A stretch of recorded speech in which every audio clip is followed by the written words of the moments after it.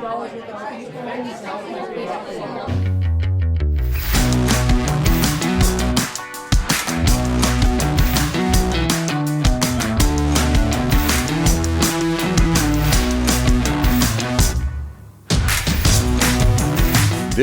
morphed into something really pretty amazing.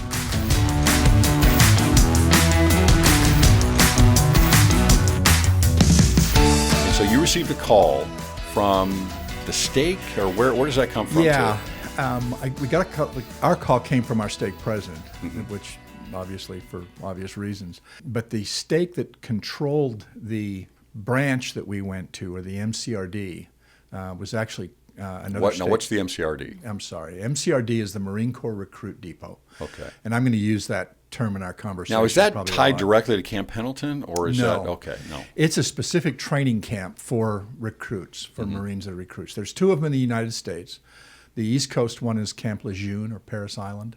The West Coast is MCRD, or Marine Corps Recruit Depot. And that's where all Marines are trained. We get everybody west of the Mississippi comes to MCRD. Everybody east of the Mississippi goes to Lejeune. And all female Marines go to Lejeune also. Okay. And how long are they there for? They're there for about 13 weeks, if everything goes well. Okay. It doesn't always go well, but the goal is to get them in and out in 13 weeks. Okay. But a lot of them spend a lot more time. So what was the calling that you received? What was the title? What we were called to do was to go down and conduct church services for young men in the MCRD undergoing training. Our goal, or our objective, was to just go down, conduct a sacrament meeting, do what we could to help them and support them, and then come back from there. It evolved into something much, much bigger than that, candidly. But that was really what it was. And that objective is really what's going on in all camps across the nation for all of the services. Marine Corps, Army, Navy, all of them have groups that come in and do that. It's a group organization. A group in the church. Yeah, I use that term in the church sense. It's a group. It wasn't most of them are not organized branches like the MCRD was. Okay. We had some unique reasons for that. We wanted to do things that were impactful to these young men. And to do that, we really kind of figured out that we needed their church membership. We needed their membership records to have an impact on these kids' lives. And so that's where we morphed into. But most camps, or most boot camps across the country for the other services, just form groups. So their membership records never come in. They just come and they go to church while they're under training, and then they leave. How does the membership record help? Well, what it helps us to do is it tells us who they are, what their priesthood is, if there's any action sitting on their records. It tells us a little bit about who their home ward was. To make changes or to help these young men in both the experience they were having and in the church, we needed to talk to people before they came to us to find out who they were and what was their experience. And those were, frankly, Greg, some of the most fascinating conversations we'd have. Because they'd get to us and they'd have major changes in their orientation to the church. We'll get into that, I hope. And so we'd call bishops and things, and we'd say, Johnny's been coming to church, he's been doing this, he's been doing that, he's borne his testimony, he's bringing friends, he'd like to have the priesthood. And the typical reaction from a bishop would be silence, and then it would be, "You're talking about Johnny?" Yeah, I'm talking about Johnny. He said, "Johnny, huh?" Yeah, okay. Yeah. I had that experience actually when I was younger. It's like, "That's Greg?" No, I don't think so. Yeah. Okay. So, did you have any idea what you were getting into at the time? I mean, I had a little bit of an idea. The group was originally organized in our stake, and it was organized. If I've got this right, and I may not, I think it was organized by our stake president, who is now Elder Lance Wickman.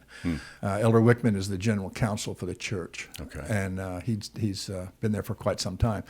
But he had a background, and if the name means anything to you or anybody, you'll recognize it from the talks he's given in conference and things. And he frequently refers to, he was an Army Ranger, Special Forces, and he talked a lot about it. And so he had a special feeling in his heart about this.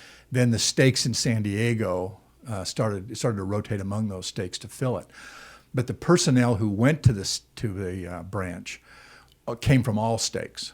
They weren't. It wasn't isolated in a particular stake. So if the Poway stake had it, it wasn't just Poway people who served there. That came from all over the region. Okay. So as you get called and you go into, is this? Does it feel like a missionary calling? Is that kind of? It was. We were set apart as missionaries, and it was we were service missionaries is what it was. We were called originally for 18 months. And we ended up spending almost 8 years there. I think they forgot about us, and we were delighted, quite honestly. So you go down as a missionary. Now, the church also sent full-time church missionaries down there. They were military missionaries. These were senior couples. And they would come down, and they'd serve for a period of about a year to 18 months, depending on what their calling was. But these were people with prior military experience, and they were also assigned to the base. But they would have other assignments within the mission and do other things also. Now, is this a full-time calling? It was. Okay. We were on base probably 3 to 4 days a week on an average week. Now, in speaking to you, this morphed into something really pretty amazing. It really did. And what happened? I mean, you were there. How long were you there? And then how did this start to change into really something miraculous? Well, what happened? It was kind of it's the classic story of by small and simple means the Lord starts to accomplish things. And the other piece that we saw very clearly here is that as we needed things would show up. The Lord is a master at giving you the resources that you need at the time you need it, and to do that. When it began, we were down, and there was a branch organized, and there was a single branch president who operated primarily as a branch president, and he did most of the interviews that a typical bishop or branch president would do. What became obvious to us as we struggled through that and to do that was that there were many, many more young men who needed to talk to him and needed that one-on-one relationship. Members of the church that just were not getting there. So what happened is we began to realize that what we needed here was not a traditional 3-member branch presidency, but a branch presidency that was composed of men who could hold the keys to be able to do what was needed for these individuals in their lives. So the branch morphed from a small organization, a very traditional organization, to an organization that had a branch president that was kind of a loose term, although he operated as such, and then 11 counselors. 11 counselors. That all were bishops. Okay. And we were all former bishops, and that's who we went looking for. Interesting. So we slowly moved, maybe moved is not the right word, but we slowly watched the organization morph out of people who did well, did a great job, but needed some keys, some understanding, and some experience. So when you say they were former bishops, there was 11 of them. Yeah. So what keys do they hold in this branch at that point? I mean, once a bishop, always a bishop. But yes, what are they? Well, we dealt with all of the issues that a normal bishop would have. Okay. What happened is these young men would come in their initial companies, and they'd have an interview with us. We tried to interview everybody who came in. And during that interview, we'd establish what was needed to them. Well, our goal was, the question we wanted to answer was really two things. One was, what ordinance do these young men need? What's the next ordinance they need? In some cases, it was the sacrament.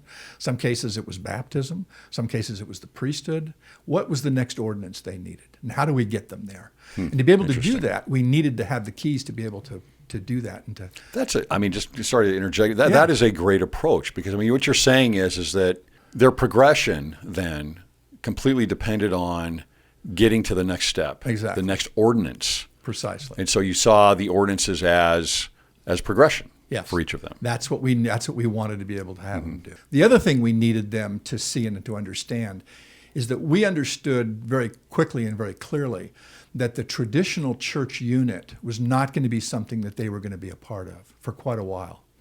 They were going to leave that particular training base, and they were going to end up in places, in far-flung places in the world, where traditional units just simply didn't exist. So we had to train them and teach them on some basis, on some level, about how to be both comfortable and be able to sit down and say, okay, I've got 3 guys here who are members of the church. We're going to hold a sacrament meeting. How do I do that? And what do I do with it? So we learned very quickly that the ordinances of the branch could not be performed by us who understood it. It needed to be performed by the recruits and by the Marines that were there. So we gathered the missionaries and everybody who, I can still remember this meeting. We gathered everybody together and sat down with them and said, we have to stop doing ordinances here. The ordinances that need to be done in this branch need to be done by fellow recruits. So if you've got somebody who wants to be baptized, find a recruit to do it. If you want somebody who's going to be, confirmed a member of the church, ordained, the priesthood, you got to get somebody else. Which is the way it should be. It's interesting. This is a personal opinion, but and everybody does this differently. But when my youngest daughter was 8 years old and she was getting baptized, I had my son do it, right? And it's like he was a priest. Yeah. And sometimes, you might say, well, I'm the father and I want to do that, and that's fine. I understand that. But my perspective on that was, I thought it would be just as special for my daughter to have her brother, who they were very close, have him baptize her. Yeah. But for him, to and what a great experience to have that and to do that early on. Exactly. I thought, that's what a priest is supposed to do, right? Is to baptize. So I really appreciate that. I think that's great. It's almost like you had a boot camp training center in place of an MTC. Right, because they're going off into a mission for 5 years. Yeah, it depends on what their contract was. It would be anywhere from 4 to 6. Okay, but that's exactly what we tried to do. Now, it was interesting because we'd always stand in the circle to perform the ordinance, and I have to say to you, there were many, many times that we'd be whispering in the young man's ear who was performing the ordinance about what to say it and what to do. Sure. And it was so fun because it would culminate in the thought of, okay, now go ahead and give him a blessing. And the blessings that we heard were just astounding. They certainly didn't have the verbiage, and they didn't have the, I don't know what the word I'm looking for is. But the protocol. The protocol of the traditions of what we would normally say. Sure. But the heart and the feeling and the spirit was just overpowering. It was a very cool thing. But our objective there was just to make sure that they left that place with a number of experiences, and we can talk about that, but also that they had a fundamental understanding of how to do what they needed to do. It was an eye-opening experience to look at that group as a former bishop and not see a priest quorum, but see young men who were going to battlefields. So are these mostly 18, 19-year-olds? These were all basically 17 to 21 is what they were. Most of them were 18, 19. And these were kids that were right out of high school. We'd have, we'd sit down in that first interview and we'd say, well, tell us about, where did you come from? Well, I graduated from high school last week. Now I'm here. June 5th, I graduated. June 10th. Welcome to the world. Yeah, I'm in, and away they'd go. We just had a major objective to make sure that happened. And that takes some education of church leaders, to be very candid. Because as bishops, the prototype is that we do it. We make it happen. We're the ones who stand in there, and the missionaries are the same way. Missionaries, they've taught them. They've experienced the growth and things that they've seen with these people. They love them, appropriately so, and they want to perform these ordinances. And so they'd come to us and they'd say, well, so-and-so here has requested that he get baptized. We can talk about that request in a minute if you'd like. But if so-and-so wants to get baptized, he wants me to do it. And you'd have to put your arm around the missionary and you'd say, Elder, that's wonderful. I'm glad that you've got that relationship with him. But it's much more important that one of his platoon members do it because he'll be with him in 14 weeks. You won't be. Right. And it's important that those bonds get built and those established. And the Marine Corps did a spectacular job of creating that dependency and that love for one another. They'd probably shudder a little bit if I told them that happened, but that's what it was. Well, that's actually an interesting point because I don't know. I don't know if I want to go there, but even anyone in a mission right now, the missionary is going to be gone. Yeah. I don't know if it's not such the worst idea in the world that someone in the ward does that. Actually does that. And you do build a special relationship on your mission with your converts, obviously. But if you could help build the relationship with someone in the ward, I don't know. That's an interesting thought. Yeah. So let's talk about that a little bit. Sure. Some of these changes. So you have a branch president and you have 11 counselors. Yep. And I think you had said at one point you were operating in one room. Yeah. Everything that occurred on Sunday in the church occurred inside this one instruction room, and it was a very traditional classroom. It had a sloped floor, came down to a chalkboard at the end. It probably seated, I don't know, maybe 500 people total. Oh, so large. So it was a big room, yeah. And in that room, everything that was going on was going on. I'll tell you, Greg, I used to stand at the back sometimes and just sort of pinch myself, because there'd be missionaries scattered all across that would be teaching individual, not just non-members, but members of the church also. We taught missionaries, so a number of them. Yeah, we'd usually have anywhere from 4 to 6 companionships that would come. Oh, wow. And the mission presidents gave us great missionaries. I mean, we got the top guys. Not that leadership means that you're the top guy. Right. Well, we got the assistants, and we got the zone leaders, and we got others who came in. But we'd watch them teaching out there. And in fact, there were so many people to teach that they didn't teach in pairs.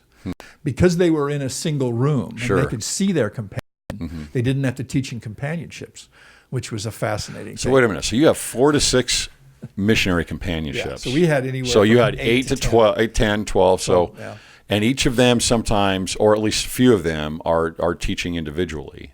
Most of them are. All of them maybe. Yeah. So you have, 10, 12 missionaries individually teaching 10 plus people at a time. Yes. So there's that much activity going and that on. cycle repeated itself over. I mean, in a given church period. Where are these people coming from? They're coming out of the recruits. They're coming from the guys that are in there to be trained. The guys that are in there being trained that are 17, 18, 19 years old, they're spreading the gospel. Oh, yeah. Let's go back and talk about what happens before they get Sure, let's do that. Go ahead. Let me give you it's a fascinating glimpse into that whole world. They get picked up from the airport or wherever they're coming in. The Marine Corps pays their fare into San Diego. Mm-hmm.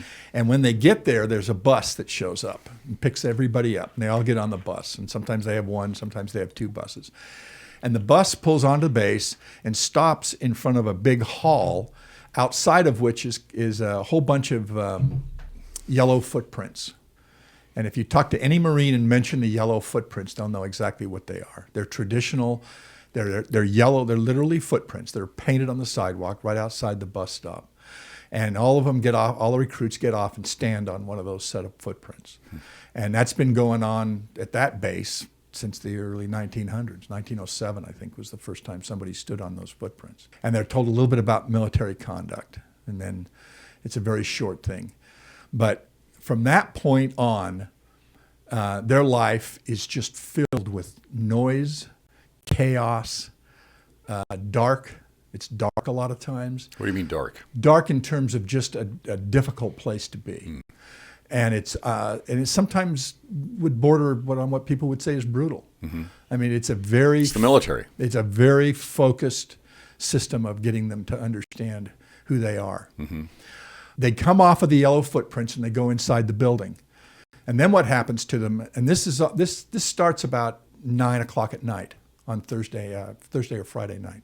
And they go into a central place, and everything they've got is taken away from them. Okay, now they're told not to bring anything with them, but these are young kids, these are people, these are 17, 18, 19-year-olds, and of course that couldn't possibly mean that they to leave their cell phone at home, but nevertheless, that's exactly what happens. And so they take everything off and they put everything in a cardboard box, and they write an address on it, and the Marine Corps ships it out, gets rid of it. They got nothing. Then they're given a complete uniform. Then they're taken over to the barber and given a very stylish haircut. Then they're brought back in again, and they're issued some other equipment, minor things. And then they get to make a call home. Every one of them talks about their call home. They've been up at this point. By now, it's probably midnight, 1, 2 in the morning, and they're still, being harassed. This is the first day. This is the very first day. And there's a phone bank that they all call home from. And they stand there, and they have somewhere between 13 and 17 seconds to make that phone call. And actually, there's a card above the phone that they're read. And what it basically says is, hello, this is recruit, last name. I've arrived at the Marine Corps depot. I'm safe. And that's it. And the whole time they're saying that, there's a drill sergeant right here screaming at them to get off the phone. So it's a very quick thing. So the bottom is that, and they'll continue with this until they come to church. And it's just this harsh, pointed environment. Well, by the time they get to church, they're shell-shocked. I mean, I don't think there's 1 in 100 that isn't trying to figure out at that point how to get out of this. They do not want to be there anymore. They're finished. And so how many days would this be? When do they usually come in? This is probably 48 hours after they've got off the bus when they come into church. And that's the beginning. And they come understanding and kind of realizing that they need something significantly, so they need some significant force outside themselves to get through this. And for a lot of them, that's a brand new thought. There's no idea that there's been no real understanding of that for a lot of them and a realization. But they come in at that point into the church service, and that's where everything begins. That first week is unique for them. They come in as a group. How often are they coming in? They come in almost every week. The new recruits. New recruits. Yeah, we get a new company every week, almost every week. Sometimes there's 13 companies in the Marine Corps, and then we get them almost every week.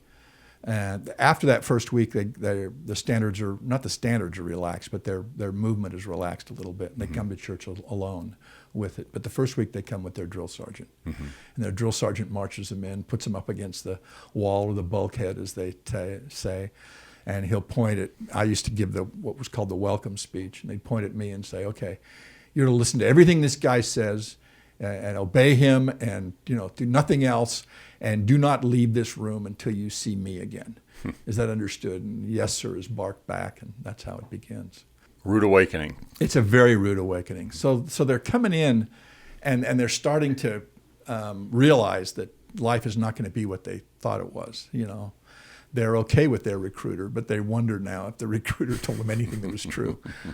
And so the process kind of begins there. There's a lot of directions I could go from here, but just to follow the development of their process. Once they've come in, we try and then interview every one of them. What's unique about it is they feel a marked difference between what was outside that door and what's inside the door, and that is almost revelatory to them and to us, to be very candid. They walk through the door, and they realize that what's inside is just a totally different environment than what was outside. And so we used to start, I'd start the talk by saying, "Welcome to the Church of Jesus Christ of Latter-day Saints, the Marine Corps Recruit Depot Military Branch." And I would say 80% of them had tears coming down their cheeks at that point. It just was so powerful and so impactful. And it was a fascinating insight to hear, many years later, President Nelson's change on the name of the church. We really felt like we saw that and understood that so clearly. And what they were feeling is the difference between the two environments. From there, we'd conduct a simple interview with them. We tried to interview everybody that came, so we'd talk to all of them. So basically, that first week was pretty important in the whole process, because it established, we got the information we needed to pull their church records, first of all, which was important to us. And secondly, we had an opportunity to start to talk to them about what the objectives were. And one of the questions we'd ask them is that, we'd say, well, what do you think the Lord wants you to learn in the next 13 weeks? And that was a new thought to a lot of them. They hadn't really considered that the Lord necessarily wanted them to learn anything. And so they would think about that. And we'd get answers to that question sometimes weeks later as they'd start to look at that. But the circumstances that they were in gave them kind of a unique opportunity to take a look at their lives. In many ways, I'm sure bishops all over the world wish they could send their priest quorum to boot camp. Because it would have been, it helps them kind of prioritize. Well, maybe a lot of fathers, too. Yes, undoubtedly. But what was interesting about it is that we used to tongue-in-cheek tell them that they were in the Garden of Eden. And so you've just entered the Garden of Eden. Now In the room? Yeah. You may not think you've hit the Garden of Eden, but let's take a look at what circumstances you find yourself in, and we'll talk about it. The bottom is that there's no temptation here. You know, if you had a problem before you came in with, you know, alcohol, tobacco, whatever, some substance, you don't have it anymore. You don't have access to it. It's gone. If you had a problem, if you had a girlfriend that you were a little too close to and you had a challenge there, that's gone. You don't have that anymore. She's not here. If you had a media issue, you know, with a computer or pornography or something else, that's gone. None of that stuff is available to you now. And the truth is that all you have to do is just sort of follow instructions. You don't have to really think a lot for yourself either. So you're kind of in this Garden of Eden situation. And this will allow you to make some significant changes in your life if you choose to, because you'll be here long enough that some of these things will lose their hold that they have on you. Now, they're going to be back when you get out. There's no question about that. But you do have an opportunity to re-examine things and to look at things very, very differently than what you were before. So start thinking about that. So Graham, is this all you're up at the front of the room? No, this is with an individual. This is per individual. Yeah, this okay. is per individual now. Okay. We're talking to individual people here, and we also got an understanding of once they hear that and understand that, they started to think through it and they started to look at the experience a little bit differently, perhaps. The second thing is that the whole objective of the Marine Corps boot camp is really to instill three things in these young men. And these are not the words that they'd use, but you'll see very quickly the dovetail that happens with the gospel. The Marine Corps wants warriors of instant obedience that care much more about the guy on their left and their right than they do themselves. That's the whole objective of what they do.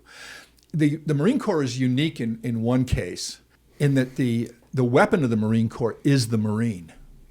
In the other services, it's other things. The Air Force, obviously, it's some kind of plane. It's a plane. In the Navy, it's a boat. You know, the Army, it's some kind of mechanized artillery and other things. But the weapon of the Marine Corps is the Marine. Now, the Marine Corps has these other accoutrements to it and do it. But the fundamental issue is that it's the Marine who's the weapon, and that's what they're looking for, and that's what they want.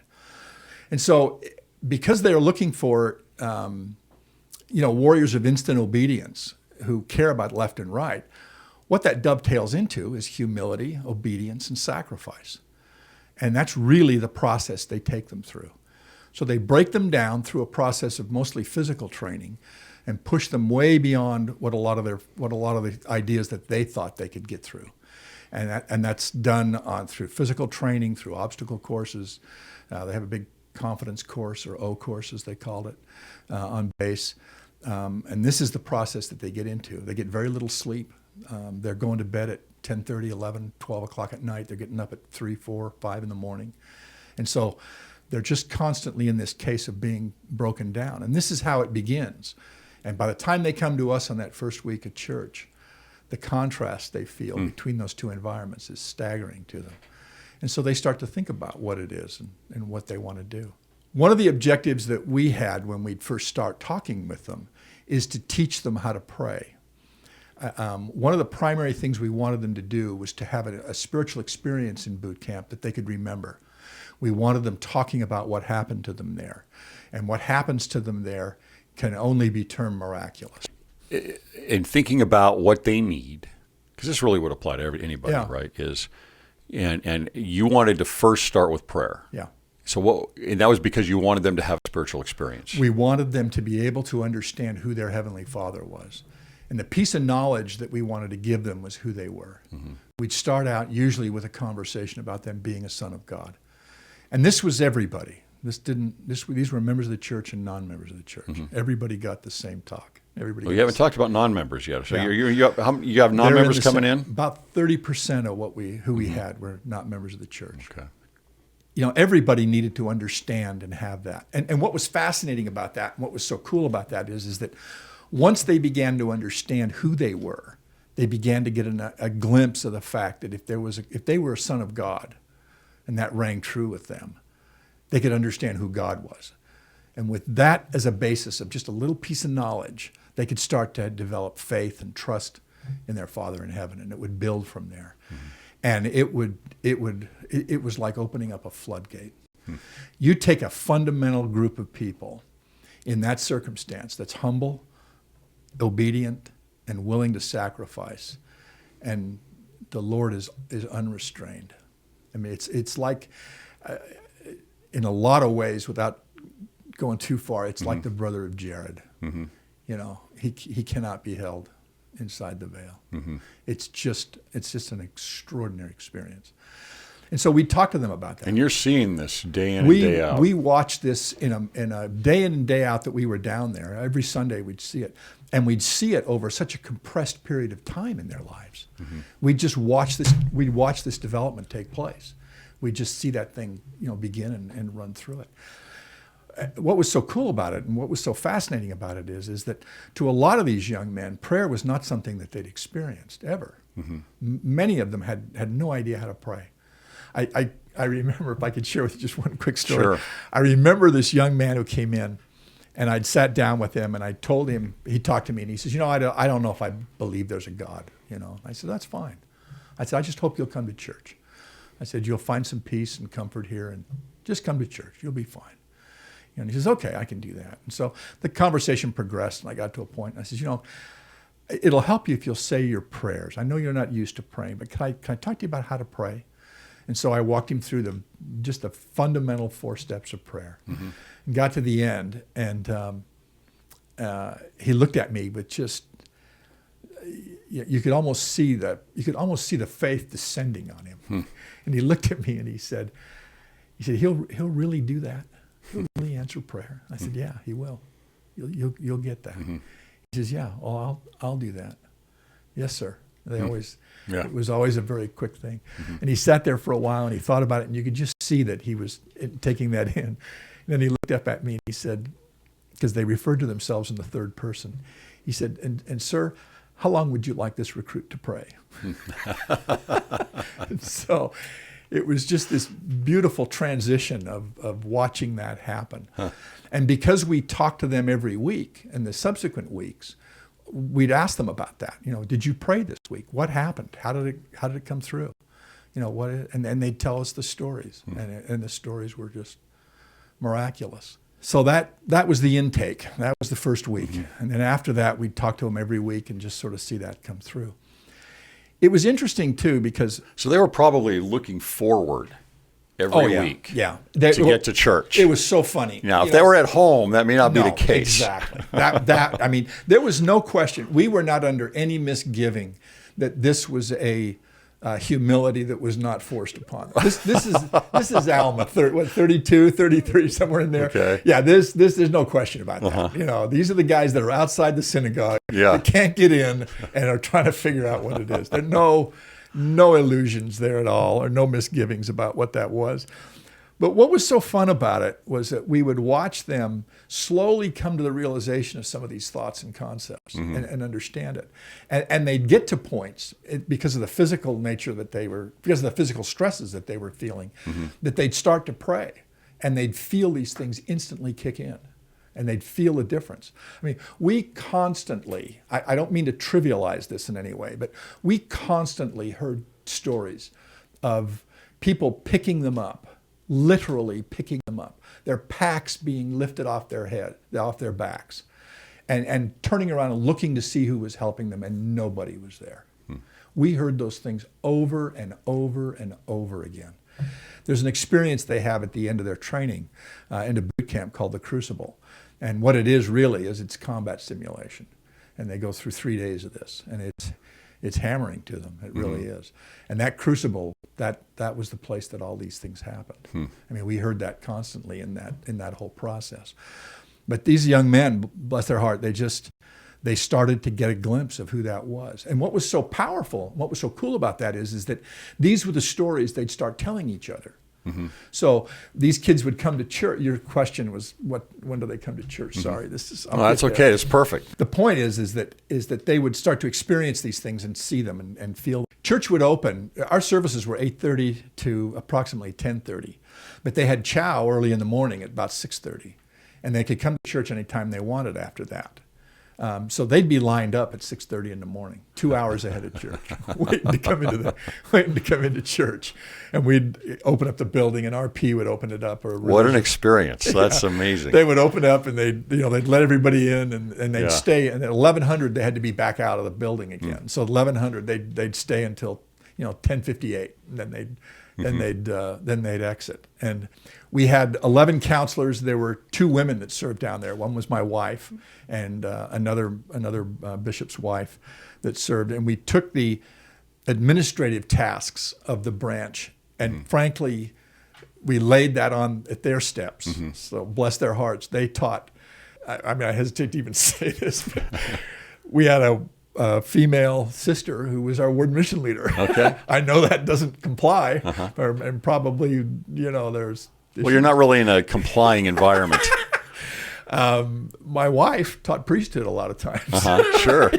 Because that's what it was. And so there was just this focus on getting these young men there. But they'd come to church early. They'd help you set up. They'd do it. In fact, you had to be careful. We'd set up the sacrament. We'd ask, if you generically said that to a group, the entire group would rush up to set the sacrament up. And half of them were not members of the church. Right, the other half didn't have the appropriate priesthood. And so you were constantly saying, okay, wait a minute, how do we get this in? Because there was such a strong desire to be obedient and to be able to understand that. That's got to be from the military experience, Oh, right? absolutely it's starting to mold them. It is. Yeah. And because you don't usually see that in 17 to 19-year-olds. Not at all. Not at all. And that's the story at the beginning of our conversation about, the bishops. You'd call up and you'd say, he'd say, well, I was trying to talk to him for like 5 months before he left. Yeah. I couldn't get him to show up. But they were just so enthusiastic about it. But they would have these experiences and they would talk about it with one another. And so the power of testimony became real clear to us. To have them do that. We started every meeting by asking 3 or 4 of them to bear their testimonies and to talk about their week and what they'd experienced. And those were also very, very moving things about the implications. There was a fascinating development that occurred with them. And it goes back a little bit to some of the hierarchy you've talked about so often in your blogs or your vlogs, where we'd see them. They would start with humility. And they'd start to realize that, maybe they didn't know everything they needed to know. And that would develop into obedience. Okay, so you'd hear a truth in gospel terms, not military terms. You'd hear a truth, and you'd start to live it. And as soon as you'd start to live it, an interesting thing happened to them. They'd start to become concerned primarily about themselves. And they would look there. And then the next step was they'd start to look outside. And to look outside usually required some kind of sacrifice. And that happened almost immediately. I mean, we were constantly being told of stories of young men who were sacrificing significantly to allow others to experience training, to help them. One of the things that we would set up for them to do that is we would tell them that the simplest way to get through this experience was to say your prayers, and secondly, to find somebody to help. So find somebody to help get through this experience and see if you can get them there, and that would give them a lot of that strength. But we saw that build. But it was a fascinating evolution to watch them go from being primarily self-centered individuals to individuals who really did care a lot more about who was on their left and right than themselves. And that, had some pretty sobering realizations for us, because we realized where these kids were going. This was not a scout troop we were building. These were young men who were going to go into combat. The Marine Corps is a relatively small organization, and the goal of the Marine Corps is to put Marines in combat. And so they were going to be on a battlefield probably at some point in their life. And so it was important for them to understand that concept and that principle. And it's a gospel principle. It is. Right? I mean, it's funny how, obviously the preparation of the military, especially the Marine Corps, where your primary goal is to watch out for somebody else, to serve somebody else, to protect somebody else, and to look outside of yourself. All of that is a gospel principle that probably there's nowhere else that you learn it with that much urgency and that's a great word. consequence. Right? It's reality that Yeah. that you've got to face. Yeah. And there were no trophies out there for participation. The fact that you were there and the fact that you showed up and half-heartedly did anything didn't get you anywhere. Yeah. You know, and there were some fascinating, just subtle things that the Corps would do to help them see that. You know, they had a uniform, like their camis, and their uniform was buttoned up, and they told them how to wear it. They had to wear the buttons buttoned all the way up at the top. They had a specific way they could roll their sleeves, their cuffs on their pants, how to lace their boots, where their socks had to be. Everything was detailed out for them. And when they accomplished certain things, the uniform changed ever so slightly. You know, the top button came undone once they'd passed initial drill. And you'd have thought that they'd won an Olympic gold medal. It was just so refreshing to see exactly what you're talking about. That whole piece of that. You know, your point about them wanting to serve others and to grow in that is an interesting thought. I had a young man who came in, 17 years old, came from a small town in Utah, and came into the Corps. Came from a good home. He was a bright kid. He had scholarships to both big schools in Utah, both BYU and University of Utah. Had a lot of, just didn't feel like, as he shared with me, just didn't feel like anybody would listen to him if he went on a mission. So he tried to figure out a way to get out of a mission. He came home at 17 in the last semester of high school and announced to his parents he'd just joined the Marine Corps. He said his mother literally cried for months. This is a great family. We know them quite well, and we know this young man very well. Still have contact with him. Anyway, he went through his Marine training. He came in, and of course the first week, you know, the whole world descended on him, and he began to wonder what he'd done. And the interview, I happened to draw him, and in the interview, he came and he said, you know, he said, I just don't know what I've done. You know, I said, well, that's okay. I said, don't worry about that right now. There's nobody here who feels like they know what they've done. I said, this is a common thought. What you need to understand is that you're going to be able to get through this. You're going to need to tap some resources that you haven't tapped perhaps previously in your life, but they're available to you and you can use them and they will get you there. So just relax. And this feeling will be with you here for 2 to 3 weeks. So don't stay in the moment. You need to look forward about where you're heading and being able to do that. So he promised me he would do that, but every week he'd come back. Second week he came back to church and he sat down with me, and just so tender. He said to me, I don't feel like I'm accepted of the Lord. I said, I need to know what to do to be accepted of the Lord. He said, well, you give me a blessing. So I did, gave him a blessing, and he went through that. Every week he came back with that request what do I need to do to be accepted of the Lord? And so we'd talk about that a little bit and we'd move on. There was a fascinating evolution that began to occur. As he began to understand that and look at his life, he began to reach outside of himself and bring other people. And so this young man who was convinced that nobody would listen to him in the mission field, brought his rack mates, his other people to church with him, brought them back. A number of them requested baptism. We cannot proselyte. We don't solicit that. Requested baptism. He baptized them and went through it. The whole thing came down to the crucible. And he still had this nagging feeling that he felt like he wanted. Is that at the very end of the That's camp? the very end of boot camp. It's the last week. It's the last week. It's called the crucible for good reason. He came to me about 2 weeks before he entered the crucible, and he says, I want the Melchizedek priesthood. And I said, okay. I said, why do you feel that way? Tell me about that. He says, I want the Melchizedek priesthood because I want the ability to bless the lives of other people. And I want to be able to see other people as the Lord sees them. And I thought, whoa, you've gained some insight. So he gets into the crucible, and in the crucible they do a lot of, crazy things, and there's very little sleep, no food. They get minimum number of meals to just kind of keep them all going. Hike hundreds of miles in the Pendleton with packs that go to 80 pounds. It's just really tough. Brutal. So they have huts all over the place in this training. And in the huts, they take them in and they talk to them about different core values of the Marine Corps.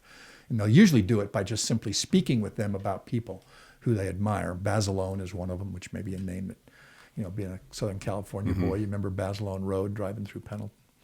And so they talk about what these guys have done. So they went into these huts, and when they go into the huts, they have their weapons and things with them, and they lean their rifles up against this side of the hut, and they go in. So they went in, and the drill sergeant spoke to them and got them through it, and they came back out. And one of the recruits, and he's still not sure it was actually a recruit, had turned their weapon upside down and placed the bayonet in the ground and leaned it up against the building, and all the rest of them were the other way. And so the drill sergeant began to pronounce a series of punishments that would happen to these guys, and they were significant. Mm-hmm. And he said, I listened to it, and he says, I realized that the guys in my squad were not going to be able to do this. What this guy was pronouncing just was not going to end well. And he sat there and he listened to it, and he finally decided, he said, he thought to himself, I can do this. I can take this. And so he stepped forward. And he said, that's my rifle, sir. Hmm. And he took the punishment. He says, now I didn't do it. And I don't know to this day who did it and how it got that way. But I took the punishment. He said, when I did and I got all done, and he says, and they did it. I carried ammo cans that were full and everything else through that course. He said, when I got done, he said, I felt a confirmation of that's what it means to be accepted of the Lord. You look after and you protect the weak, and you look after and love the men that are there. And he said, I became an adult at the Crucible. I understood what that meant, and where that came from. Mm-hmm. So it was just a fascinating what a experience. Metamorphosis for these guys in a short period of time to change who they are. And again, I think that the coming face to face with, all of us, right? We all have a position where we're all kind of in a Garden of Eden, and we come down to life, and it's probably not exactly what we imagined, right? No question. Yeah, I could do that, sure. But, to bring that in and laser focus it into 13 weeks and have these massive changes, you can see how someone who's really broken down through this military experience is going to be more open and receptive to the Spirit. Yeah. And humility, obedience, and sacrifice. It's an amazing... Maybe this should be a church program. Yeah, it really should. I'm not sure. I don't know how to implement it, but it would be fascinating to kind of watch that go through. And it just dovetailed so powerfully and so well. We just saw it. It extended beyond that into the concept of Zion, because they began to be concerned about the group also. Mm-hmm. When this young man, did this, when he stepped forward and said, I'll do it, he was trying to protect the whole group. He was doing a totally different, he was on a different level, Didn't know who it was. Didn't know who no individual. Wasn't someone he thought was his best friend or anybody. It was just something that he knew he needed to do, and that he could do that. And then because he could in a way, that's anonymous. It's not him that's anonymous, but right, it's like, I don't know who this is, and yet it's somebody in my group. Yeah. The Corps has these guys called prayer leaders. This young man happened to volunteer to be a prayer leader. Mm-hmm. What it's interesting, what the Corps does is they want General Bierman, who's the commanding officer of the base. He may still be there. I don't know if he's been rotated out, but he gave a talk one time to us, and we had an opportunity to attend. And he talked about this concept of faith-based warriors. He said, primarily in the world right now, we're fighting faith-based warriors, or at least people who profess faith. Mm-hmm. And we need the other side of that. Mm-hmm. We need to have faith-based warriors in our group also. And it was a fascinating insight to us to listen to that and hear his perspective on that. So they have prayer leaders in each of these platoons. Each platoon has a prayer leader that's identified among the group from a particular faith. Identified by the drill sergeant, or no, by the faith. The faith calls them. The faith calls them. But it is a Marine position. So we would say we want these 2 young men to be prayer leaders for them, and then they would go out and they would participate in that. And what they did, and all the faiths did it. There were probably 11 or 12 faiths on base, and they covered the spectrum. There's everything from Buddhism to fundamental Christians to Catholicism, Greek Orthodox. It was all there. So they were prayer leaders. And what the prayer leader's job was is at the end of every day, the drill sergeants left them alone, gave them time to have prayer together, which was just, I came from a non-military background. I grew up in the 60s. It just wasn't there. Regret the decision, quite candidly, after this experience, but nevertheless did not go. And so they would give them time to have prayer. And so they would call these prayer leaders together. So the prayer leaders they'd huddle in groups around their barracks. And the Marine Corps calls their barracks houses. But in the house, they'd bring them together and they'd pray. He talked about the evolution of his prayers. He said, when I started to do this, when I first volunteered to be a prayer leader, which terrified him, he said, I would pray generically. I would pray that we would be okay, that we'd do okay. He said, well, what happened to me as I went through this, and this was in the conversation about desiring the Melchizedek priesthood. He said, I started to pray for individuals. He said, and I noticed that when I started to pray for individuals, those individuals began to change and come back. And so they'd follow him to church. They'd get up in the morning and say, where are you going? I'm going over here to the LDS service, or the Mormon service, Church of Jesus Christ of Latter-day Saints service. And they'd follow him in. And they'd come with him. And that was a powerful message to us. Sure. Of what happens there when this specificity starts to go to that level and begin to move them in there. Is there, as you have this branch, they're all given normal callings? No. No, okay. No, there's only 3 callings. There's a priesthood teacher, a member of the council, a member of the bishopric or the branch presidency, and a ward mission leader. Okay. None of which fit the bill of what a normal branch was. Because we had a number of general authorities that would visit the branch sometimes. They'd come down, and they'd be there on different assignments, and they would come. And it was amazing to see their reaction to what was going on there. And to what was the reaction? Feel the spirit. Profound. That most of them said, this is something we've not seen. We have not experienced this. We saw that. It really is an outlier, right? In the church. I mean, it's. I haven't heard of this. Something like this going on, and it sounds like it may be an outlier in the military. In the military, yeah. I think there are obviously good stakes and people everywhere. But it was just a unique situation that happened. We were given resources as we need them, by the way. Okay, but wait, why? Go ahead. Why is it an outlier? What was it that made the difference there that may have been similar in another military environment? Where this kind of thing didn't happen. I don't know that I know the answer completely to that. My supposition is that it's a difficult place to get people to serve, as crazy as that sounds. And with some chagrin, I have to admit to you that we were reluctant when we first got it. The other thing that happens, I think, is that you change your attitude about who you're listening to, who you're talking to, and who's attending your church. It's very, very difficult for a leader of the church that has had significant callings or had callings where they've been responsible for youth or for other people to walk into a congregation of 17, 18, 19-year-olds and not first of all think, why aren't they on missions? Why isn't that happening here? What this really is just a master plan for repentance. Is it a plan to change them? And what happens very quickly to you is those judges' robes start to come off and you throw them away. And you realize that what you're dealing with has nothing to do with that portion of what's going on. These, by and large part, and there were different populations there. Let me just make that clear. When the mission age changed, we got a lot more returned missionaries. And talk about a light that stood out. These young men were just extraordinary.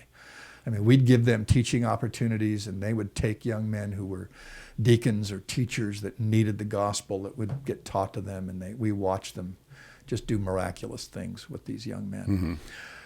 But what we realized was that there was a significant population of these young men that were there, that were members of the church, that missions were, for lack of a better word, missions were just never in their DNA. Now, these weren't kids who grew up with family prayer. They never had family home evening. Mm-hmm. In fact, it was unfortunately a very routine thing to ask a young man about his family and be told that one of the two parents was incarcerated. Mm-hmm. You know, dad's in prison, mom died, so many years ago, and isn't there anymore. Was being raised by a family member, a brother or a sister or somebody else that was quite open about, quite loose with any kind of. That was common. Yeah, that was very common. Mm-hmm. We just didn't see, we just saw that over and over again. Mm-hmm. So, would a mission have helped them? No question. Mm-hmm. Would have been great if they could have been on a mission, but you need to lose the judgment that comes to look at that group and say, this is a defective group in some fashion, mm-hmm. because they're not where the church would expect them to be. Mm-hmm. And you give that away, you walk away from that, and it's with a certain amount of chagrin and embarrassment I even admit to you that, mm-hmm. because we saw so clearly that did not apply to these young men. Mm-hmm. This was a markedly different population than who that was. And these were great young men. We had a 17-year-old come in this circumstance, was a deacon. And those were kind of the thing. That's why we needed the church memberships mm-hmm. so badly, because we could look at them and we could say, if we had a 18-year-old kid who was a deacon, we knew that we had an opportunity there. Yeah, so that's one of the distinct differences also then, is that you had a branch. You did. We had a branch. Right, as compared to these groups everywhere else. So we could get it. And in fact, we modified we modified a lot of the branch, but we modified the branch even to the point of, this was when we first started, computers for membership were only located in the church buildings. Mm-hmm. What we got was a laptop that we could take onto base with us so that we could pull their records right then and there. So we'd find out their names, they'd sign in, they'd mm-hmm. give us a minimal amount of information. We just needed their name and birth date, and we could find their church membership, and we'd bring it in. So we'd know right from the get-go. You used the word urgency earlier. There was a huge sense of urgency.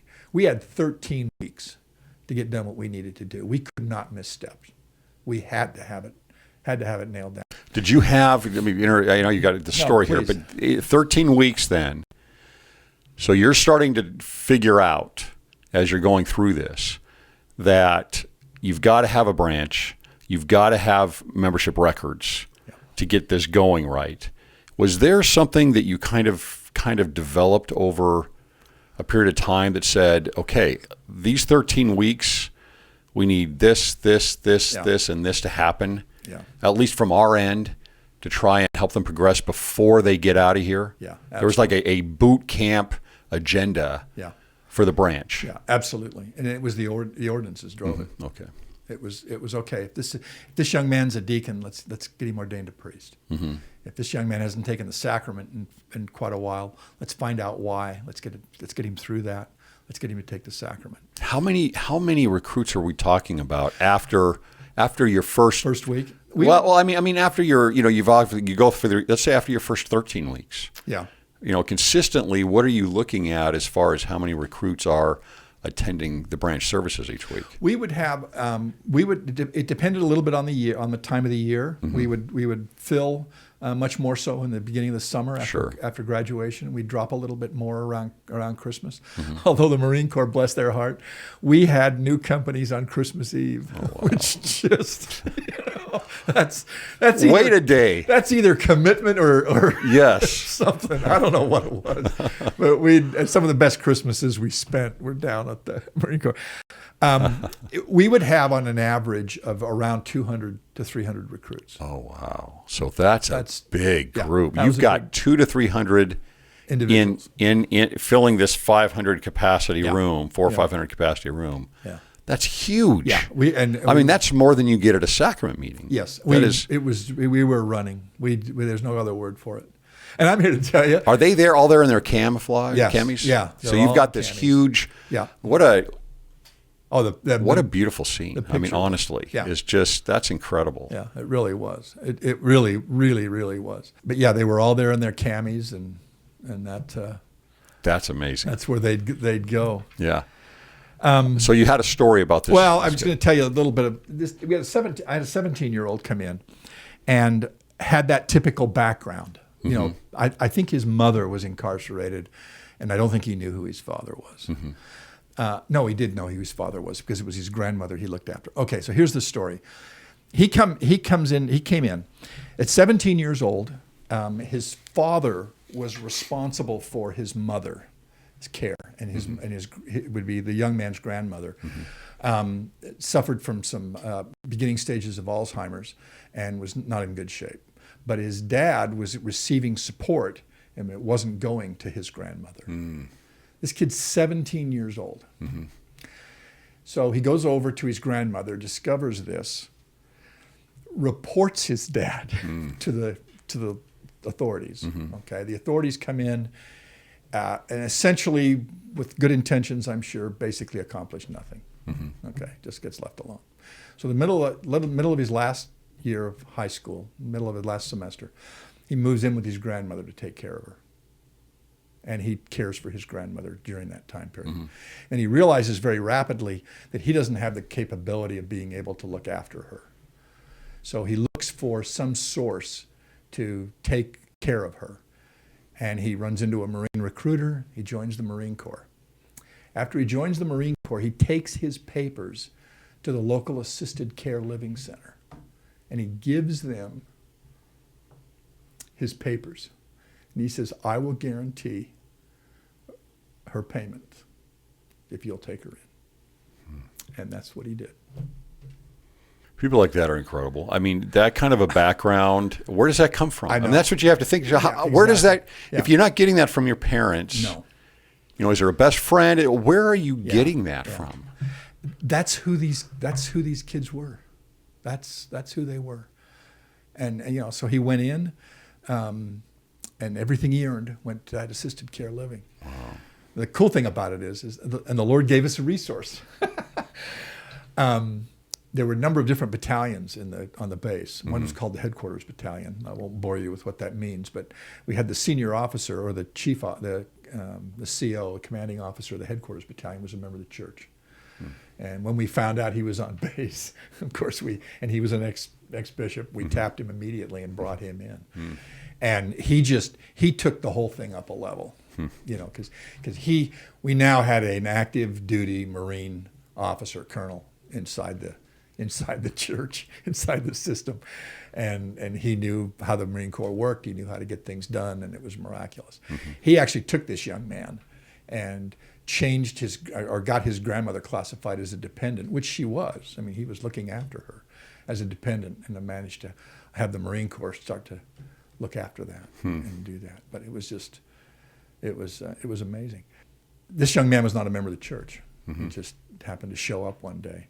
It was interesting who we attracted to the services, because there were a lot of different faith groups that would come and go down there. The Marine Corps actually paid the faith providers to do that. We obviously didn't get paid. The church didn't accept funds to do that. But the meetings were varied, as you can imagine. And to some, there was a marked kind of a rock band, you know, evangelical, or maybe that's not the right word, but it was just a very different faith group, a very different way of worship than what we had I've seen that. I've been to that.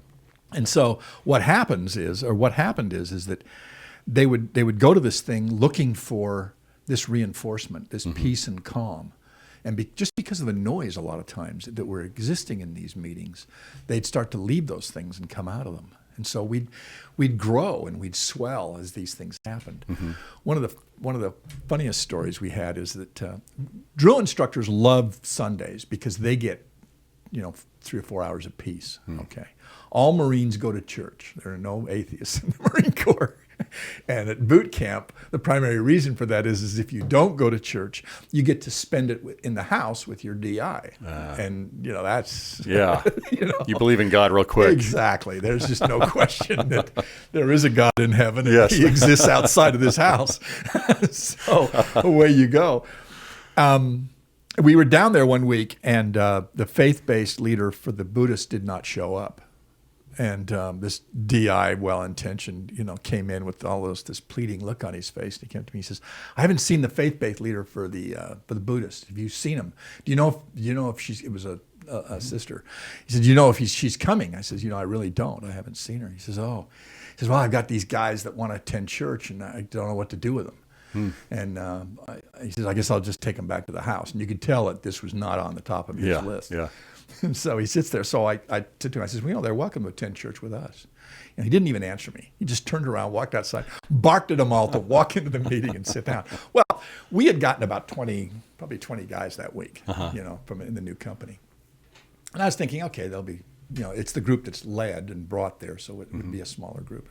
I'm thinking it'll be, maybe 10, 15 guys. Well, they start to file in, and they fill up the back row, and then the next row, and the next row, and the next row. I'm thinking, how many guys is there? Yeah. Anyway, 52 guys later, we've got all these people that are Buddhists there.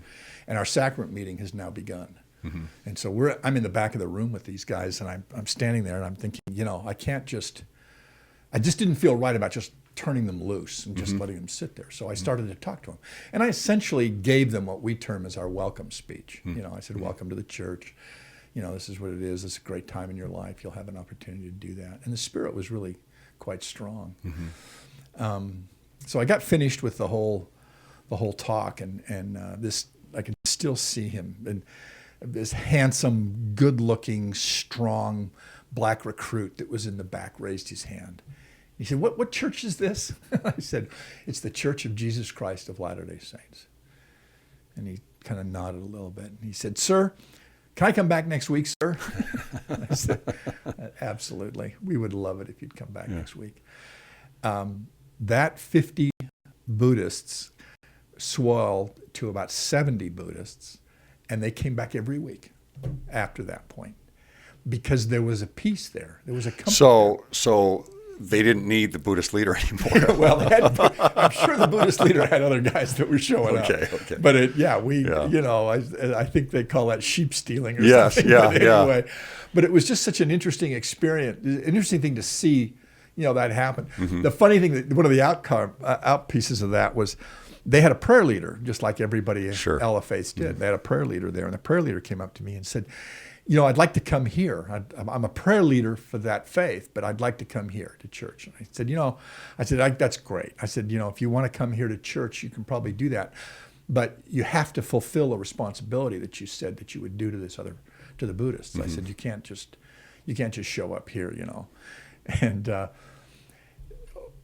the guys used to go to the Buddhists because they were meditation time. And so they could sit down on a mat, they could close their eyes, and they could meditate for 15 to 20 minutes. Right. That was a big deal. Sure. Because they were not allowed to sleep. We could not allow them to sleep in our meetings. We had to, and they all knew that, and they would nudge and poke each other.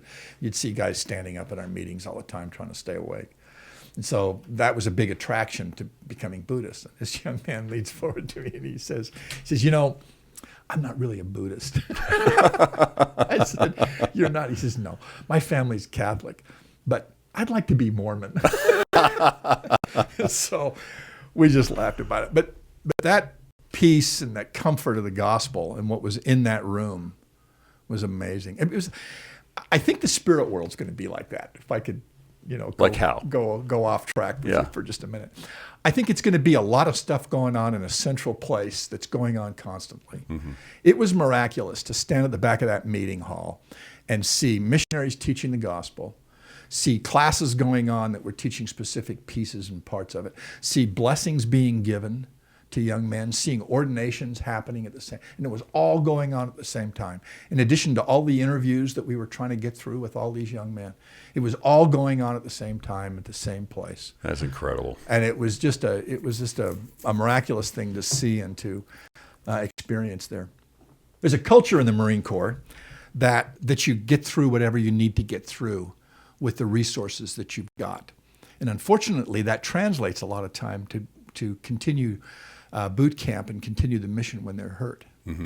MRP is the Medical Rehabilitation Platoon. And death to a Marine recruit is to get put in MRP. Because when they get put in MRP, they get dropped. And when they get dropped, it's up to their drill instructor whether or not they come back and join the company, which they almost always will not. So all the bonds, the friendships, and everything that's been formed are broken. And they got to join a later group. Or they get recycled to start all over again, which I mean, Yeah. they would rather saw the leg off than Sure. than start again. Sure. But a lot of them did. So MRP was a really tough thing for them to deal with. So they'd get hurt a lot because of what they were doing. They were running, they were jumping. They had this ladder. They used to call it the stairway to heaven. And this ladder went up in successive rungs to probably 20, 30, maybe even 40 feet above the ground. But the perverse thing about the ladder is the higher you got, the further apart the rungs got. So you'd start the ladder, and it would be kind of a normal ladder. And as you climbed, these things would get further and further up. And you had to actually get to the top of the ladder, go over the ladder, and then climb back down the other side. Yeah. And so the very top of the rung, to guys that, were not 6 feet or above, they couldn't even reach the top rung. So they'd be kind of hanging onto the pole and jumping up, trying to grab this thing way up above the ground. And a lot of them got hurt on that and moving. Well, it's kind of like a metaphor for life, I think, right there. It really is, So this stairway to heaven. It's tougher. Yeah. But they'd get hurt all the time. And they'd come to church. And what they wanted was not to be considered for MRP. And they wouldn't tell their drill instructors. They'd just try and do it. Although the drill instructors kind of saw it. And they I think I know where you're going on this. And they kind of would look at it and they'd think, okay, this is just part of the whole process of learning here and sacrifice. In other words, conditions aren't always going to be ideal for you to get things done. You need to realize that and understand it. So they'd come in and they'd sit down and they'd say, and it was so fun too, because a lot of times the language was not standard church fare. Sure. Not on any way. Sure. In fact, if we could talk about a lot of that, there's some funny stories that happened there. But so they come in and they say, will you pray over me? In other words, that was their, a lot of them, that was how they wanted a blessing. They wanted a priesthood blessing to do that. And they would come in with crutches. They'd come in with their hands bandaged, not being able to walk. I mean, it was just the maim and the tired and the poor, And so they'd come in and they'd ask for these priesthood blessings. And a lot of them were not members of the church. And so, we'd sit down with them and we'd say, okay, well, we need to understand a couple things here before we do this. First of all, you need to understand that you are a son of God. And independent of what your past has been, you have a right to pray, You may be restricted in your use of the priesthood or something else, but the right to fundamentally talk to your Father in heaven is there and will always be there. So you need to know that and understand that. The second thing is Jesus is who he said he was. He is the Christ. He is the Savior. He has the capability to do this. And because he loves you and I, we have the opportunity to use that priesthood to do the same things that he did when he was on the earth. And so we need to understand that. And so that's what the priesthood's called. And so I'm going to give you a blessing by that priesthood with this information. Do you have any questions about that? Do you believe and understand what I've just told you? And of course, the answer was always yes, sir. It was so touching to watch that. And so you'd give them a blessing. And it was like you were reading the Gospels. They'd stand up and literally and figuratively walk. It was, we learned to give up all of the filters that we gave blessings with. What do you mean by filters? Well, we gave up the idea that, the medical staff will do what they can do and you'll be okay. All the qualifiers. We learned that we just needed to bless these kids. Just give them a blessing. Just say to them, you're going to be fine. You're going to be healed. And it would happen. And it was astounding. Was that an evolution? Yes, very definitely. But it was fascinating. Did everybody buy into that? Oh, yeah. All the counselors and most of them did. To be blunt. Yeah. So they. Obviously, you guys talked. We did. We talked a lot, and all these experiences and this activity that's going on. There's an energy there. There is definitely. So you've got a network here, this small little network of 12 to 15 people here that are leading this brigade. You're all evolving together, I would imagine. Eventually, you started off just. Was it just you, by the way, that started? Was it just the two of you? Or? No. Okay. No. There were several people that were involved with this. Yeah. So I would imagine that as you spoke about these things and talked about them to each other, this thing began. bounce things off the wall with each other, and Yeah. there would be an evolution as a group Yeah. as to how you were going to push forward. It really did. And what was fascinating about it too is we began to just give up all of the reticence that ever occurred during a priesthood blessing. Mm-hmm. You know, it became pretty obvious to us that what the Lord wanted the priesthood to be used for was to bless the lives of the people that were with us. You know, and I don't want to say that there's not other components to that. Not everybody that gets a blessing is going to be healed. Although, quite frankly, I'm not sure we saw too many at the MCRD that had that. Mm-hmm.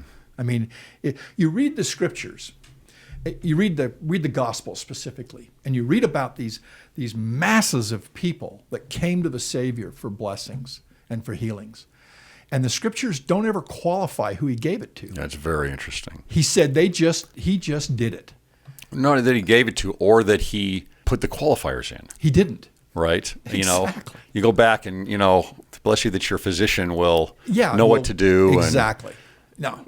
Yeah. And so all of that language just dropped away, and it became such a pure,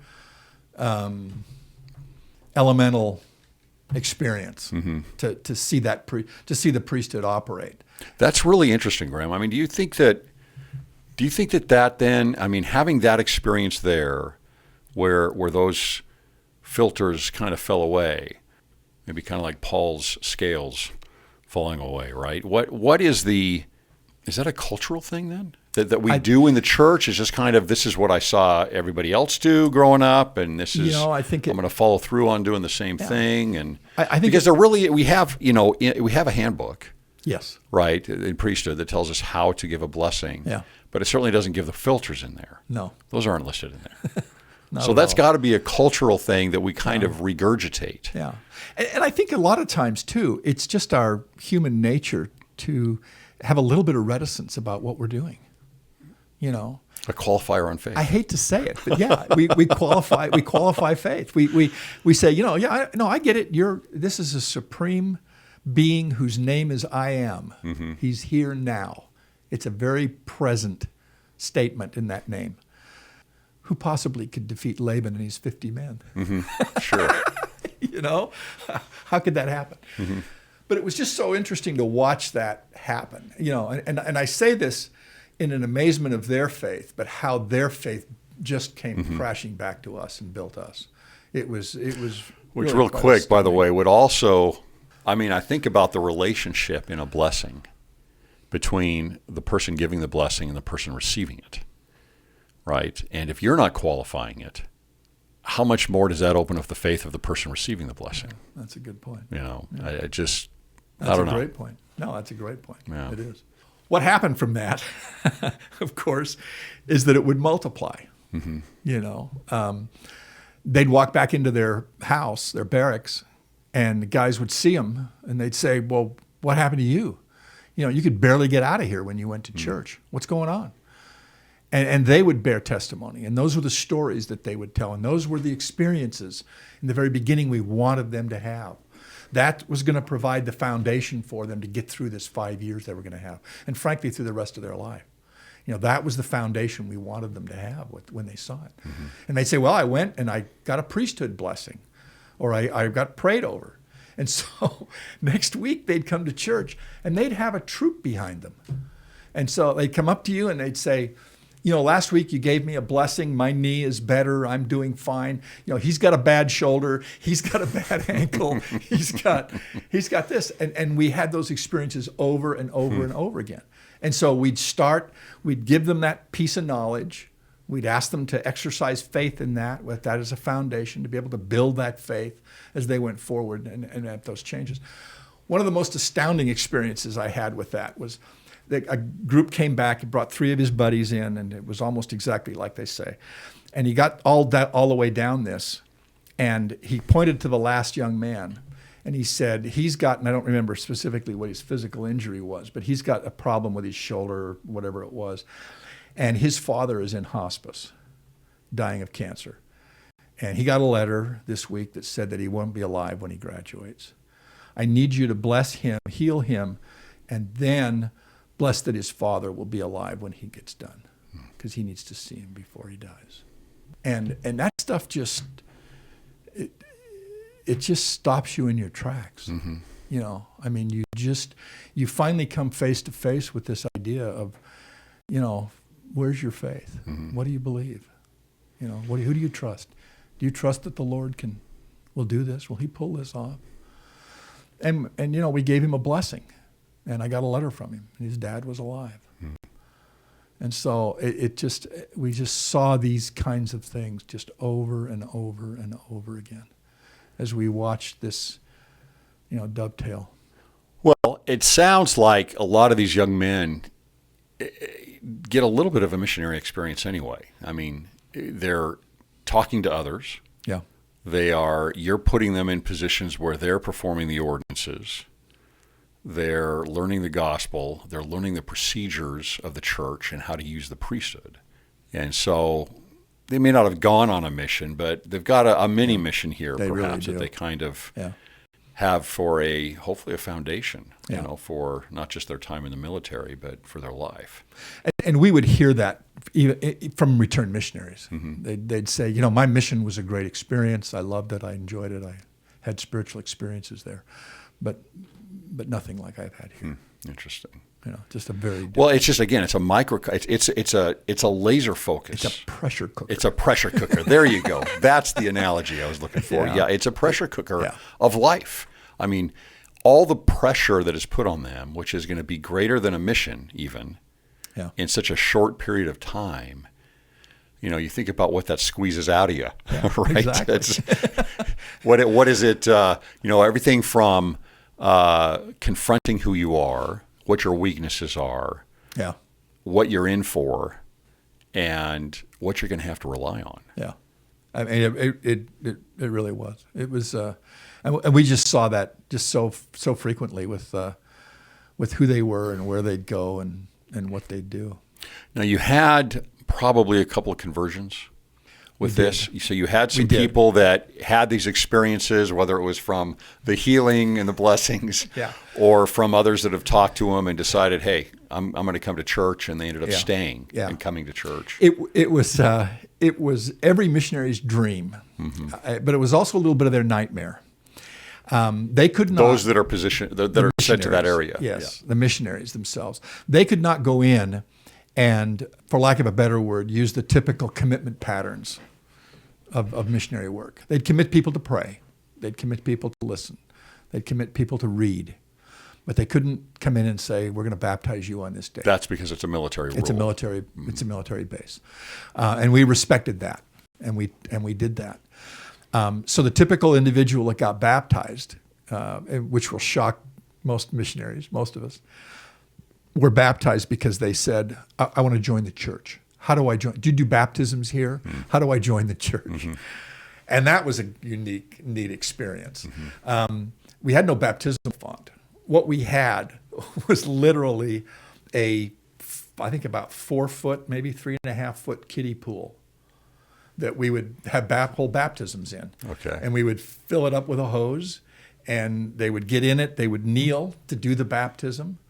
And they'd be, you know, they'd dress in white, and they would be baptized, and away they'd go. Any difficulties with that? Yeah. Any bigger guys? Yeah, I mean, big guys. The room was very frequently flooded. So the baptism, you did this for the kiddie pool in that room? Actually, that was a different room. That was Okay. the only time we'd leave that room. Yeah. But it was a different room. But that room was constantly flooded and had water all over it. It was interesting too, which was kind of fun. Well, because you had to fill it up as much as you could, exactly, right? I mean, because we had to get the individual. You need some depth. Water. Yeah, but you didn't have you just didn't have the physical space inside the pool to do what we were doing. There was another religion there. I don't remember what they were, but they had a baptismal font on wheels that was a wooden. It looked like a coffin, actually. It was a long, slender thing, and every once in a while we'd go talk him out of his baptismal font, and we would use that. But baptisms were just wonderful, wonderful experiences, and we had a lot. Just let me say that we really did. It was astounding how many young men would go through that and say, I understand this. I need to be baptized. I want to make that covenant. I want to do that. Which is amazing, again, in a 13-week period, And Yeah. how many of those young men going into the military Oh, were thinking, that's I'm going to be Mormon? yeah, exactly. Or how By many, the time I walk out of there, yeah, I mean, that was probably the other predominant thought that was often expressed by the young men. You know, it was, I had no idea I would have the kind of spiritual experiences in boot camp that I Yeah. have here. And we worried about them, to be honest. I mean, we worried about them coming through.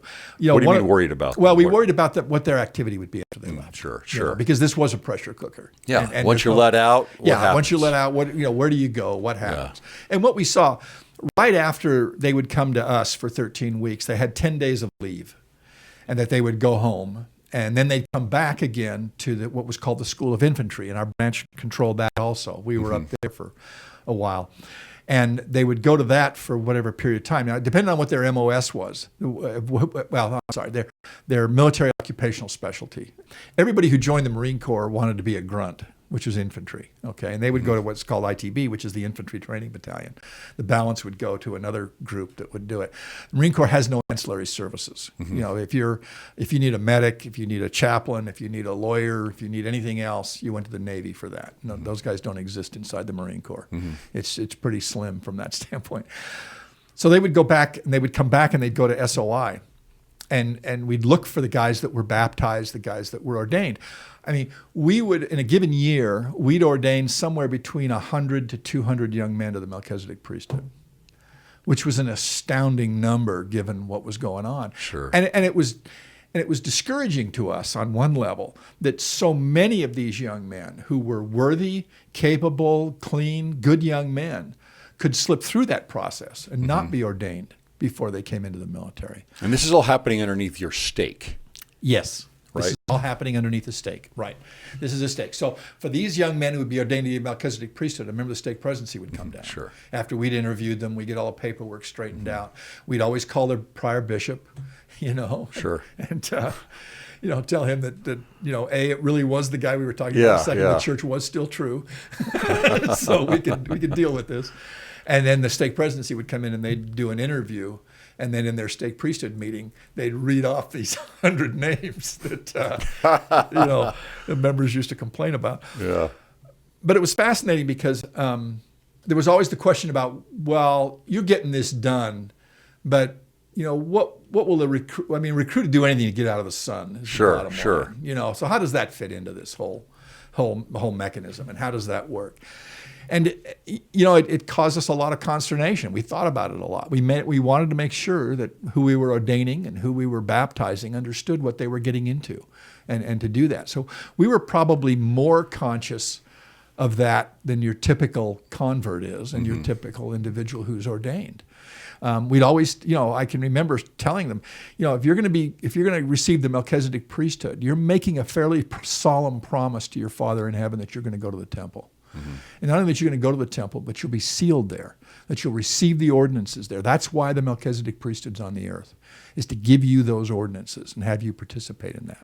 So if you have any hesitancy about this at all, or you don't think this is quite right, or this is not the time, then we don't want to do this right now. We got to be careful. But it was a two-edged sword. Because what we also needed were these young men to be able to go onto a battlefield and keep people alive.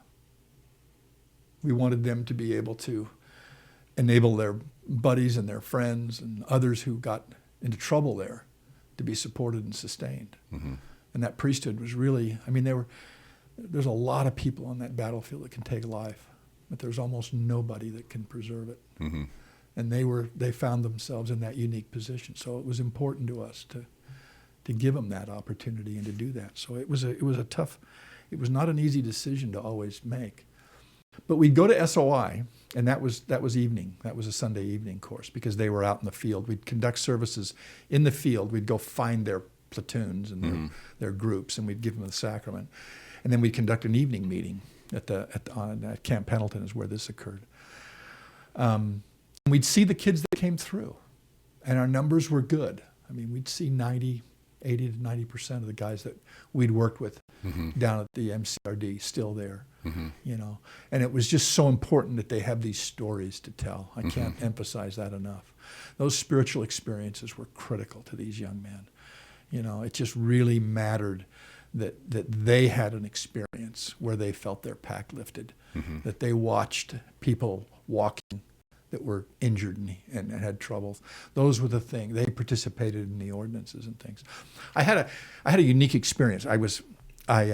My sweet wife and I were in a fast food restaurant and ran into a friend of ours that was a member of the church. And this man had kind of come in and out. We'd known him for 30 years. He'd kind of come in and out of his activity.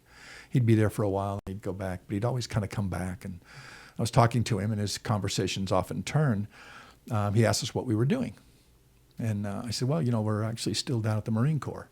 We're down there conducting services down there. We've been embedded with the Marines for quite a while. And he said, well, and then as it's kind of spontaneous, you tell Marine stories because it touches us so much. Sure. And so I told him a quick story, and I looked up at him and noticed that he had tears coming down both cheeks. And then he literally started to sob in his shoulders. Now, this is a gentleman my age, okay? And so I kind of put my arm around him, and I said, it's a great, it's a miracle thing that happened. He says, I know. He says, I was a Marine. I had that experience. I know what you're talking about. And I felt like in a lot of ways that was kind of the Lord telling me that it was okay. I needed to look after them while I had them, and he would look after them after that. So just continue to do what you do. And the other thought too is that, and I don't say this flippantly, but the Lord thinks that the baptismal covenant is capable of being made by an 8-year-old child. And if an 8-year-old child can make that, then certainly these young men who have that experience and understand much older can do the same thing. Sure. So it was just important that we kind of gain that perspective there. But Greg, it stripped, like you, I've been an active member of the church my whole life, but it stripped a lot of what I thought I knew away and just rebuilt a lot of that. Why do you think that is? I mean, obviously to have the experience that you had going there, but yet saying that it stripped a lot away when this is what you would want and what you would think the church would be for you regularly. Yeah. It's what is it? Just because of the environment? Is it just because of the pressure cooker that's there? I think there's no question. But you changed. That's part of it. But that's what I was just going to say. And that was the condition. Those were certainly the circumstances for the individuals we were dealing with. But it changed us. It was like a real clear vision of what the prophets are saying when they say, preach repentance, preach faith and repentance to these people. Have them understand it.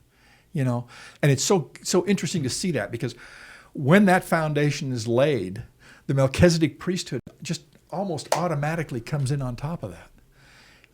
They get that understanding, they build that faith and that trust, they begin to trust the Lord of who he is, what he can do, and where he is. They begin to understand the lies that they've been told by the adversary of who they are and what they've done and what it means. I think there are two basic lies that most of these kids accepted in their life as they went through this process. One was, I don't need the Savior. What I've done, I don't need him. I can deal with this. The second lie that we're told is actually the same lie, but it's just a little bit different. It says, what I've done, he can't redeem me from. And those are the two lies that most of the challenges that these young men came in with bought into. And because they buy into that, they buy into the other lie that says they can't approach their Father in heaven. They can't talk to him. He would never talk to me. He would never listen to me knowing what I've done and where I am.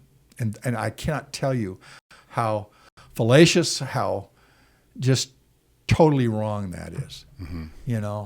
It's an infinite atonement. And it started with prayer. Yes, always. It's an infinite atonement.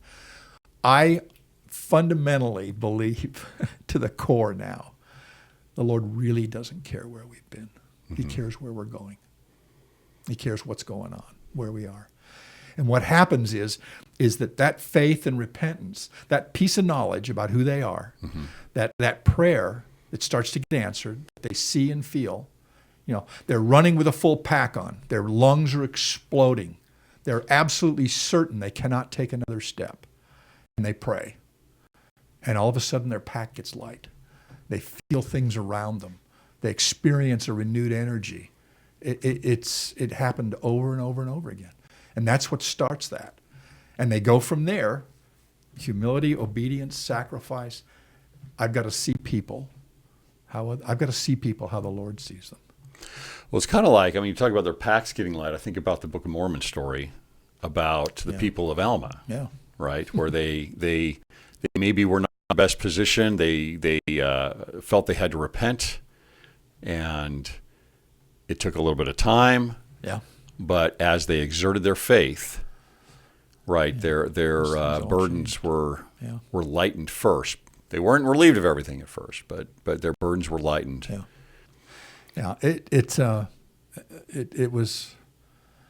I mean, we just saw miracles. We used to joke, somewhat tongue in cheek, but I don't know that it wasn't true. We used to say to them, the Lord's Spirit is in the church everywhere. On Sunday, you can feel His Spirit in the meetings, and you'll feel that where you go. But at the MCRD, we actually know where He attends church.